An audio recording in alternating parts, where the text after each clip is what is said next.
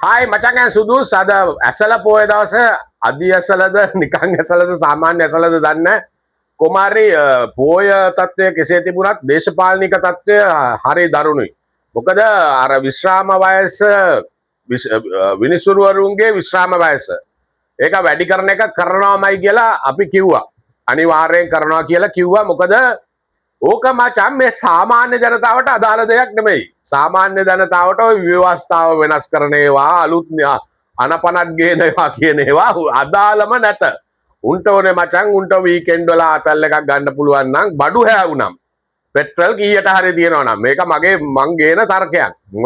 මොකා ආණ්ඩු කරත් මචං පෙට්‍රල් කීය ගාන ප්‍රශ්නයක් නැහැ. හරි පාන් ගෙඩියේ ගාන ප්‍රශ්නයක් නැහැ. ආල් කිලෝ එකේ ගාන ප්‍රශ්නයක් නැහැ. ගෑස් එකේ ගාන ප්‍රශ්නයක් නැහැ. ලයිට් බිලේ ගාන ප්‍රශ්නයක් නැහැ. වතුර බිලේ ගාන ප්‍රශ්නකුත් නැහැ මචං. ඒවට ඇඩ්ජස්ට් වෙනවා මිනිස්සු. ඒවට ඇඩ්ජස්ට් වෙලා ලබා උපන් හැටිනේ කියලා අර මේකේ ධර්මතාවයත් වැඩිනේ. එතකොට ඒක අනුව මචං මිනිස්සු හැඩ ගැහෙනවා. ඉතින් ඒ හැඩ ගැහිච්ච එක කොච්චර දරුණුද කියනවනම් ගෝඨාභයගේ කාලේ 69ක් 70ටත් උද්දමනය ගිහිල්ලා එතනින් පස්සේ අඩුුනේ නෑනේ මචං කිසිම දෙයක්. එතකොට ඒ 69ක් 70ක් උද්දමනය වැඩි වුණාට ජනතාවගේ මේ පඩිය ආදායම වැඩි වුණෙත් නෑ. හරි ඔය පිටරට ඉන්න අය වන ඩොලර් ප්‍රමාණය අර මේ පොඩ්ඩක් ඩොලර් එක මේ වැඩි වුණ හින්දා රුපියලට සාපේක්ෂව ඩොලර් එක වැඩි වුණ හින්දා ඒ මිනිස්සුන්ට යන්තම් ඔරොත්තු දෙන්න පුළුවන් ගතියක් තියෙනවා. එතකොට රටේ ප්‍රධාන ආදායම් මාර්ගය ඒක නිසා විදේශ ශ්‍රමිකයන් එවන මේ සල්ලි නිසා එක්තරා පිරිසකට ඒක දැනෙන්නෙත් නැහැ.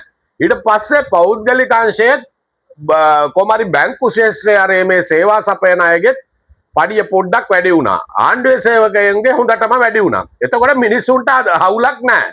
දැන් ආණ්ඩු විරෝධී විදියට කොච්චර මේ සටන් පාට අරවා මේවා අරගෙන ගියත් ඒක මචං ජනතාවට දැනෙන්න එපයි. ජනතාවට මේ වෙනකන් දැනිලා නැහැ. දැනිච්ච පිරිසක් ඉන්නවා. දැනිච්ච පිරිස එකම පිරිස තමයි වීගොවියෝ. දොස්තරලගේ හයිරම් පාට දාන්න ගියා අර මේ ගණන් ගත්තේ නැහැ. අකුල ගත්තනේ. හරි. එතකොට වෘත්තීය සමිති කියන ඒවා පයිසකට ගණන් ගන්න නැහැ මේගොල්ලෝ. මොකද වෘත්තීය සමිති කරපු යෝන් තමයි දැන් රට පාලනය කරන්නේ.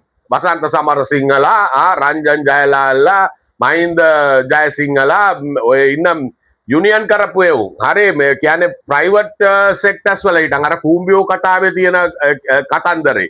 ඒ කියන්නේ කොටිම ඉතින් හේලිස් ඔය ධම්මික පෙරේරා ආණ්ඩුවේ හිටියට හේලිස් එකේ රතුපස් වල ෆැක්ටරිය වහලා දැම්මේ ජෙප්පෝ. තනි කර බොරුවක් කළා. ඉතින් එහෙම කරපු එවුන් තමයි දැන් බලයේ ඉන්නේ. ඉතින් එතකොට එහෙම විරෝධතාවයක් එන්නෙත් නැහැ. ජනතාව අතරින් මේ සාමාන්‍ය ජනතාව අතරින් විරෝධයක් මතුවෙන්නෙත් නැහැ. හරි දෙවිනුවර දේවාලේ පෙරහැරත් නැටුවනේ. අන්න ඒ ජනතාව කියවා ගැනීම මේ රටේ ජනතාව කියවා සාක්ෂරතාවයෙන් ඉහළ වුණාට ආර්ථික සාක්ෂරතාවය කියන එක වෘත්තිකයින්ටත් නැහැ.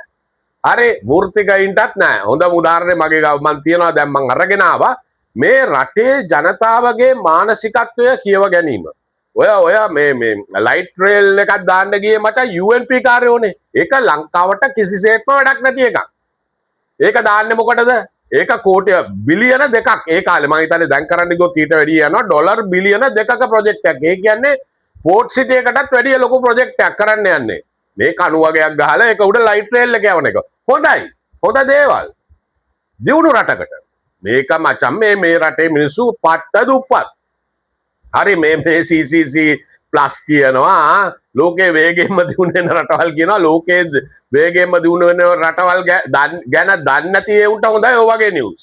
මම හිතන්නේ ඔය ලෝක බැංකුවේ ඔය වාර්තා නිකුත් කරන ඒුන් ඇට පිටින් ගංජා ගහලා ඉන්නේ. එක්ක මොකක් හරි ජරාවක් දීලා මේ වගේ රිපෝට් ගෙන්න ගන්නවා. එහෙම කරන්න පුළුවන්. ඔය එක ආයතන තියෙනවා මචං සල්ලි දුන්නා උපාධි ඊටන් දෙනවා. එහෙම කේසයක් යන්නේ. හරි කොහොම හරි ජනතාවගේ සිතුම් පැතුම් මුන් දන්නවා මචං ජනතාවට ප්‍රශ්නයක් එන ප්‍රශ්න මොනවද කියන එක ඒව අකුල ගන්නවා රිවර්ස් කරනවා. කොටින්ම දැන් හොඳම උදාහරණේ දෙවිනුවර දේවාලේ කාවඩි බයිලා කේස් එක. පෙරහැරේ කාවඩි නටනවා අවුරුදු 40ක් තිස්සේ නටනවා. හරි ඒකේ ජුන්ඩ පේනවා අය අරකයි මේකයි කියලා පොලිසිය මාධ්‍ය ප්‍රකාශක ඇවිල්ලා කිව්වා. එතකොට ඒක තහනම් කරා කියලා මේ කංජිපානි ගන්න ඉන්නවා උනා කූරුවේ සාන්තයි අරයි මේ පාතාලේ කෙස්සක් කියලා ඒක නවත්තන්න කියලා දිසාපතිගේට අන කරා පොලිස්පති. ඒ ඔක්කොම අන්තිමේදී නැට්ට පුකේ ගහගත්තා. හේතුව ඇයි? දකුණේ උපසංස්කෘතියක්. ඇත්තටම උපසංස්කෘතියක් නෙවෙයි ඒක දැන් සංස්කෘතියක්. ඒක මේ සමහර මිනිසුන්ට දිරවන්නේ නැතුව ඇති අර බඩවල් තියෙන කොල්ලෝ අරුමුම් මේ සරමක් ඇඳගෙන නටන එක. හරි නමුත් ඒක මචං ඒ ප්‍රදේශයේ උපසංස්කෘතිය. අන්න ඒ දේ ඒ කියන්නේ දැන් අපි හිතමුකෝ මේ උඩරට ඉන්න මේ මලයනාග මොකද්ද මලහත් කියලා කෙනා මේ කඳුකර මේ ඉන්න වතු දෙමළ කියලානේ කියන්නේ මේ එක එක නම් දාගෙන ඒවා කියවුවා කියලා මිනිසුන්ට අපහාසයක් වෙන්නේ නැහැ මචං. වල්ලලිම තමයි වනාලි කිව්වට වැඩක් නැහැ උන් වල්ලලි. හරි කැලේ ඉන්න කාට වල්ලලිය කියන්නේ මේ වචන දැම්මා කියලා මොකද අලින්ගේ හිත හොඳ වෙනවද? ඉතින් අර මිනිසුන්ගේ හිත හොඳ වෙන්නේ නැහැ. මිනිසුන්ගේ ජීවන තත්ත්වය නගා සිටව. කොහොම හරි ඔය මේ වතු දෙමළ ප්‍රජාවට මචං හරි ඒ අයගේ කාන්තාව විතර බොනවනේ මචං. එතකොට ඒක නවත්තන්න රොටියක් කාලා කට්ට සම්බලක් එක්ක ඒකේ තුම්බල කඩ නැහැ. ඒකත් එක්ක කලයක නවත්තපන් කිව්වොත් ඒ මිනිසුන්ට හොඳයිද? නෑනේ. ඉතින් ඒ වගේ සාරිය අඳිනවා පරණ මිනිස්සු. ඕක නවත්තපන්. සාරිය අඳින්න එපා. සාරිය අඳගෙන මේ තේදලු නෙලන්න බෑනේ. කොට කලිසමකුයි හරි මොකක් ස්ලැක් එකක් ගාගෙන හරි කිව්ලට් එකක් ඇඳගෙන ටී-ෂර්ට් එකක් ගාලා තේ කඩන්න කිව්වොත් ඒක හරිද? ඒ මිනිසුන්ගේ සංස්කෘතිය ඒක. හරි මේ පොට්ටු තියලා යන්නේ හරි. දෙමළ මිනිසුන්ට පොට්ටු තියන්න එපා කිව්වා වගේ වැඩක් මේක. මේ දෙවිනුවර මිනිසුන්ට කාවඩි නටන්න එපා කියන එක. ඒක මචං ඒ හැම උත්සවයකදීම වෙඩින්ග්ස් වල හිටන් ඒක එක අංගයක් වෙලා ඉවරයි. අවුරුදු 40ක් තිස්සේ. දැන් ඒකට නැට වෙනවා අපි වුණත් මේ පපරේ බෑන්ඩ් එක ගන්නකොට. හරි මෝලම් පාරත් එක්ක. ඉතින් ඒක දන්නව මේ ආණ්ඩුව. ඒකයි මේ ආනන්දන් විජේබාලනුයි හිඟන පොලිස්පති පාතාලයට බය පොලිස්පති බංකු ගියේ නෑ බංකු පච වෙලා ඉන්නේ මාස දෙකකින් ඉවර කරනවා කොහොනේ දැන් අවුරුදු දෙකක් ගිහිල්ලත් පාතාල ඉවර කරගන්න බෑ බුවාට. ඉතින් පොර එළියට එන්නේ නෑ ටික දවස්. ඒක මචං මෙතඩ් එකක්. දැන් හොදට බලපන් මේ ආණ්ඩුවේ තියෙන ලස්සන මෙතඩ් මචං. ඔය ජනතා විමුක්ති පෙරමුණට මේ ඉගෙන ගන්න පාඩම් තියෙනවා ජනතා විමුක්ති පෙරමුණෙන් මේ අනිත් පක්ෂ වලට ගොඩක්. දැන් අර මේ ඔය නීති මේ බා ඇසෝසියේෂන් එකේ ලොක්කා ඉන්නවනේ අපේ රජීව් මේ අමරසූරිය මහත්තයා. රජීව් අමරසූරිය ලොක්කා මේ සල්ලි වලට විකුණුණා කියලා නේ කිව්වේ. ඒ වචනේ පාර්ලිමේන්තුවේ වරප්‍රසාද වලට මුවා වෙලා ඒ කතාව කරපු එක අදකෝ හොයා ගන්නවත් නැහැ. ඒ මචන් ජෙප්පොන්ගේ ඒවා ඇවිල්ලා නියම වැඩ. දැන් අනිත් පක්ෂකයෙක් ඔය වගේ නාන කතාවක් කරේ මේ කිව්වත් ඌ ඇවිල්ලා ආයෙත් ඒකට උත්තර දෙන්න යනවා. දැන් මූ මේ පඩත්තල කතාවක් කිව්වා තනිකර පාර්ලිමේන්තු වරප්‍රසාද වලට මුවා වෙලා රජීව් අමරසූරියත් කිව්වා සජිත් ප්‍රේමදාසත් කිව්වා පුළුවන් නම් එළිය ඇවිල්ලා කියන්න ඔය කතාව. ඌ එළිය කිව්වේ නෑ හැබැයි Facebook එකේ දැම්මා. එතකොට Facebook එකේ දැම්ම පොරම අනිත් පොර පාර්ලිමේන්තුවේ කතා කරපු එක වෙනම අය දැම්මා වගේ නෙමෙයිනේ පොර එක දානවා කියන්නේ මගේ සම්පූර්ණ කතාව මෙන්න කියලා Facebook එකේ දැම්මා. දැන් මන් දන්නේ නැහැ Facebook එකේ දානවා කියන්නේ එයාගේ අදහසනේ ඒක. එතකොට ඒකට නඩු දාන්න බැරිද කියන එක මන් දන්නේ නැහැ. පාර්ලිමේන්තුවේ කරපු කතාව හින්දා මේ Facebook එකේ දාන්නේ. කෙසේ හෝ පොර නැහැ. පොර හැංගුවා.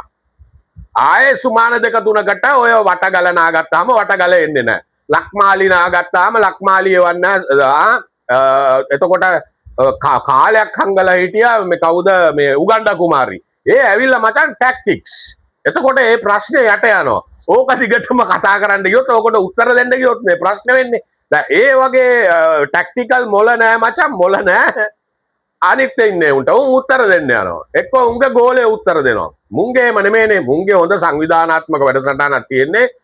මඩ බලකායටත් කියනවා ඔයාට උත්තර දෙන්න යන්න එපා පැත්තකට වෙන්න කියලා. එතකොට හැමෝටම පේනවා මඩ බලකායක් නැහැ. දැන් මේ ඔය කාවඩි ප්‍රශ්නේදී අර ප්‍රන්සඩෝබියා එන ලෙක්චර් එකක් දෙනවා.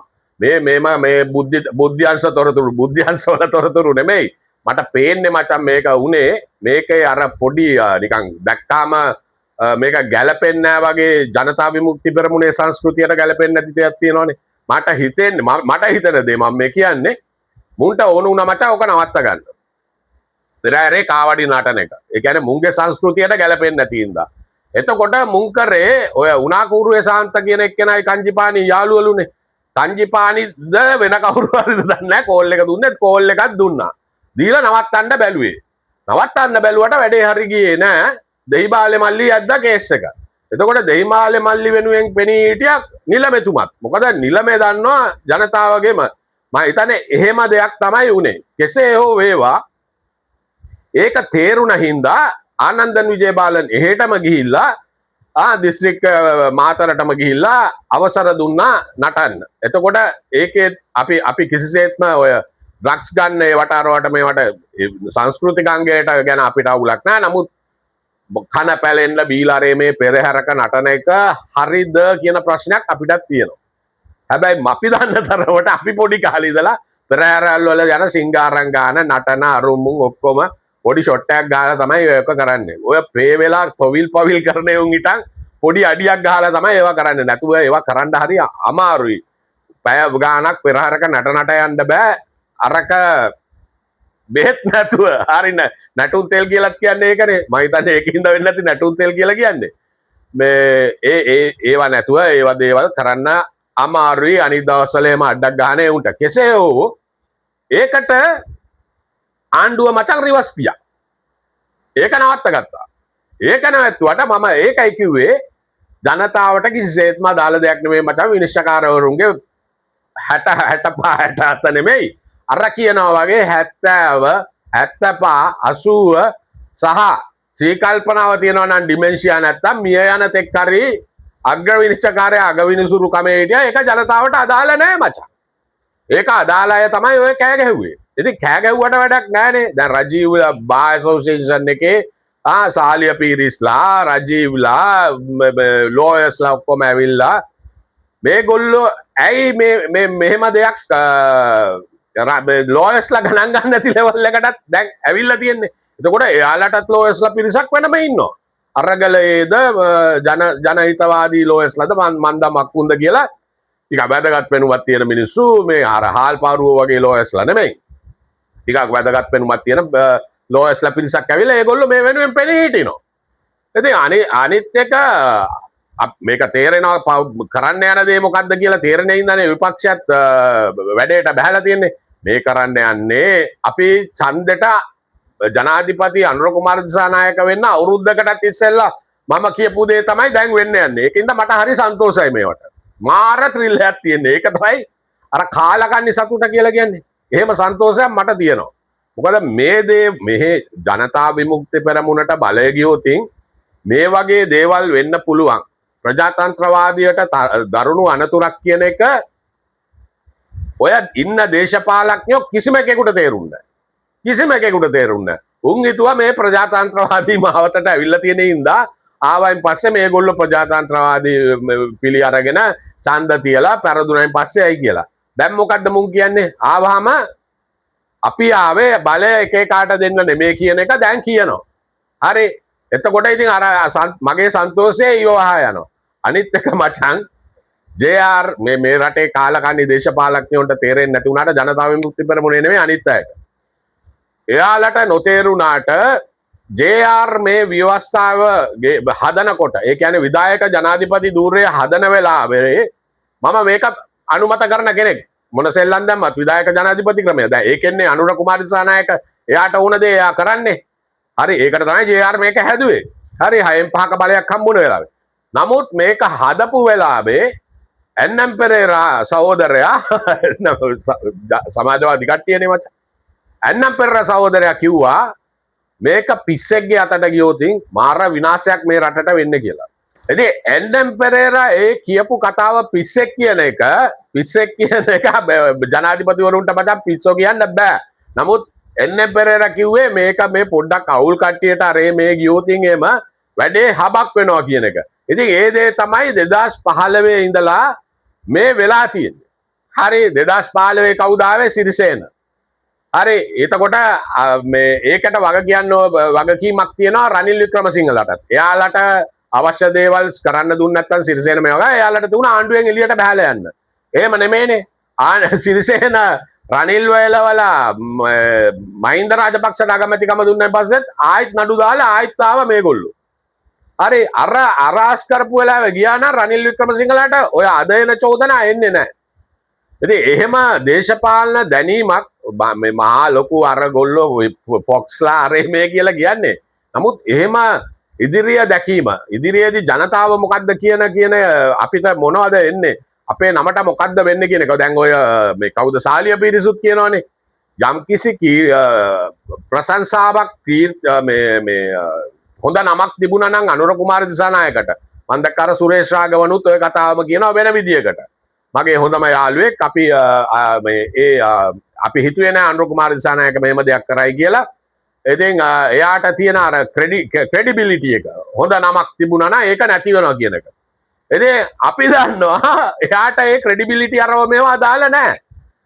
ජනතා විමුක්ති පෙරමුණ මචං 1960 ගණන් වල ඉඳලා 65 ඉඳලා හදපු වෙලාවේ ඉඳලා ත්‍රස්තවාදී සංවිධානයක් විදිහට එයාලගේ එකම පරමාර්ථය මේ රටේ බලය ගන්න එක සදාකාලිකව. කොමියුනිස්ට් රාජ්‍ය බිහිකරන එක.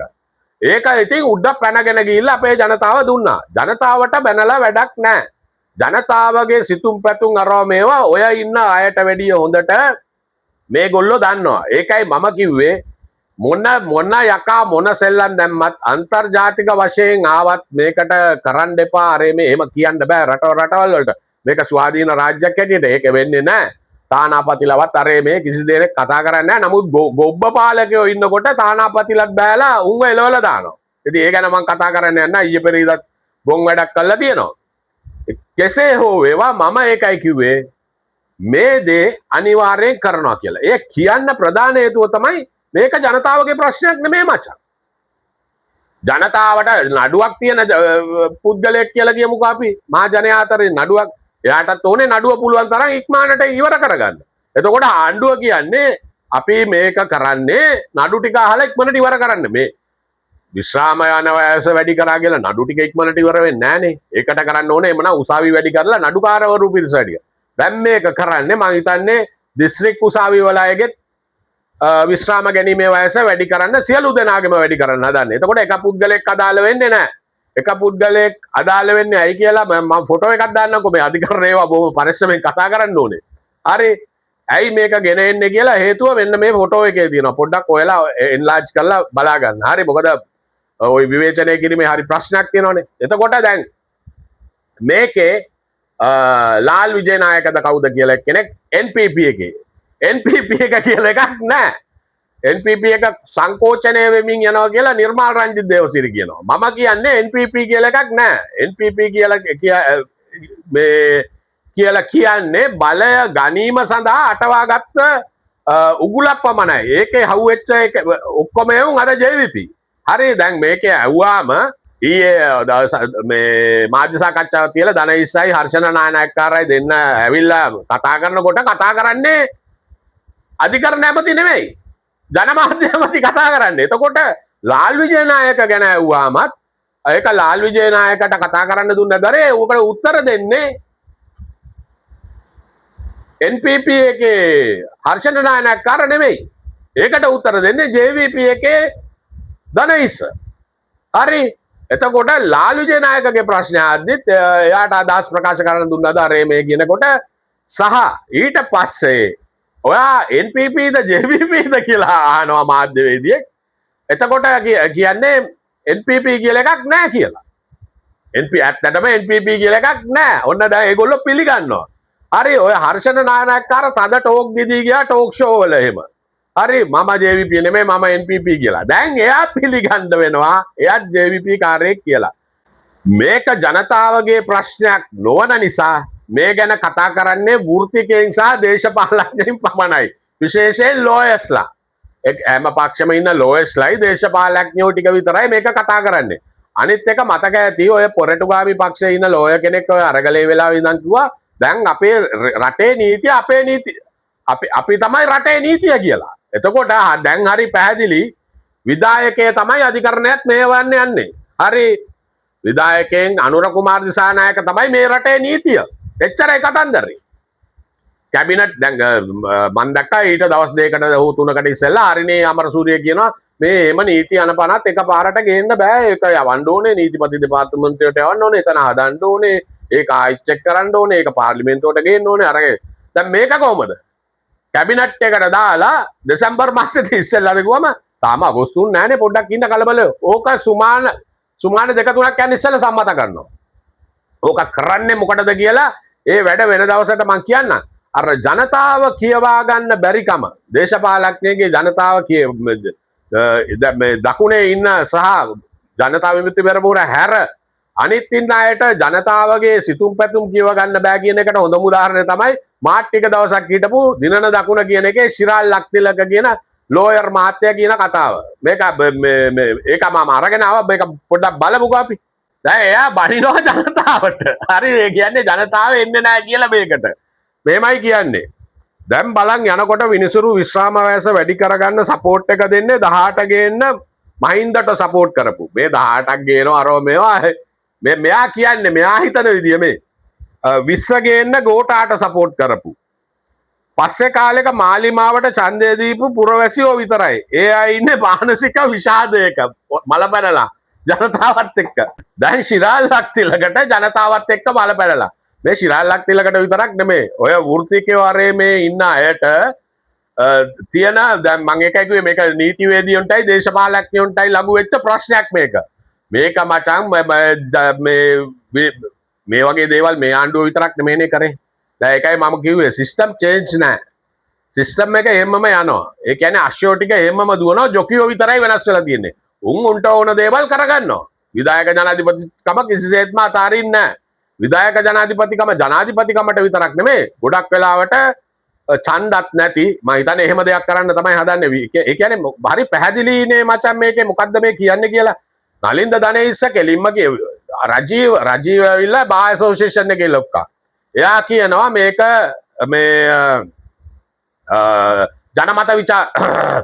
ජනමත විචාරණයක් නැතිව මේක සම්මත කරගන්න බෑ කියලා. එතකොට තව තර්කයක් තමයි ගේන්න අගවිනිසුරුවරන්ගේ සහ විනිශ්චයකාරයන්ගේ මේ විශ්‍රාම යන වයස වැඩි කර ගැනීම තීන්දුව මේ විභාග කිරීම උසාවියෙන් කරන්න බෑ කියලා. හරි ඒ කියන්නේ ශ්‍රේෂ්ඨාධිකරණයෙන් කරන්න බෑ කියලා.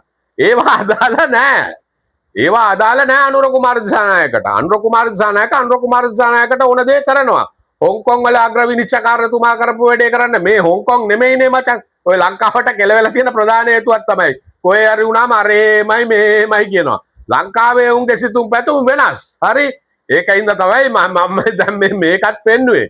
ඉතින් අනිත් එක නලින්ද ධනේෂ් කෙලින්ම කියනවා මේකට ජනමත විචාරණයක් අවශ්‍ය නැහැ කියලා. ඒ කියන්නේ අනිවාර්යෙන් 3-2 බහුතර ඡන්දයෙන් මේක සම්මත කරගන්නවා. මේක සම්මත කරගස්සයින් පස්සේ මචං හොඳ සෙල්ලම් ඊට පස්සේ අනිවාර්යෙන් පළවත්ත ටිල්වින් සිල්වා සහෝදරයට සහ අනුර කුමාර දිසානායක සහෝදරයට අවශ්‍ය විදියට තමයි රට පාලනය කරන්නේ. ගොඩක් වෙලාවට අනිත් පක්ෂ වලට ඉඩ නැති වෙන්න පුළුවන්. මේ එක්කෝ මේ විපක්ෂ සහ මේ ආණ්ඩු පක්ෂයත් එක්කම රට ඉදිරියට යන්න පුළුවන්. විපක්ෂය නැත්තටම නැති වෙන්නත් පුළුවන්. ඒ විදිහේ ව්‍යවස්ථාව වෙනස් දැන් සමහර අය ගේනවනේ තර්කයක්. ව්‍යවස්ථාව වෙනස් කරනවා කියලා ආවේ කියලා. ඉතින් මේ දේවල් කලින් ආණ්ඩුත් කරා. ආණ්ඩු ක්‍රම ව්‍යවස්ථාව වෙනස් කරනවා කියලා ආවා. විධායක ජනාධිපති ක්‍රමය නැති කරනවා කියලා ආවා. නමුත් ඒ ආපු හැම එකම මේක හොඳට භුක්ති විඳා මේක චේන්ජ් කරේ නෑ. මේකට පැච් තඩා ගියපු එක තමයි කරේ. ඊට හපන් වැඩක් කරා රනිල් වික්‍රමසිංහ ලොක්කා IMF එකේ කියන විදියට මේ ලෝකයේ දියුණු ශිෂ්ටාචාරයන් දියුණු මිනිස්සුන් දියුණු සිතුම් පැතුම් තියෙන රටවල් වල තියෙන නීති රීති 2023 ගෙනහැවා අනපනත් 80 ගානක්ද 90 ගානක්ද. දැන් ඒ වල ටොපිය තමයි මේ කන්නේ ප්‍රයිමරි කමිෂන් එකෙන් සහ CID එකෙන් සහ නීති අනුවත් කන්නේ මේ පරිප්පු. ඉතින් ඒකින්ද දේශපාලනය කරනකොට මීට වඩා බුද්ධිමත් වෙන්න ඕනේ. JVP එක මේ වැඩේ කරන්නේ අවුරුදු ගානක් පෙරම් පුරලා තමයි මේක කරන්නේ. අර කියනවා වගේ මේක මෙයාලගෙන් ගන්න ලේසි වෙන්නේ නැහැ. ගීලා එන්න මචං ඇසුදුස්. Take care. Good bye. අපි කියන අනුර සහෝදරය විශ්වාස කරන්න එපා. JVP එකට මේක කරන්න බෑ. ආපහු කියන්න බබා එක. අපි කියන අනුර සහෝදරය විශ්වාස කරන්න එපා. JVP එකට මේක කරන්න බෑ. ඕනෝ කරා ප්‍රශ්නේ. මට හැමෙන්නේ ඕනෝ කරා ප්‍රශ්නේ.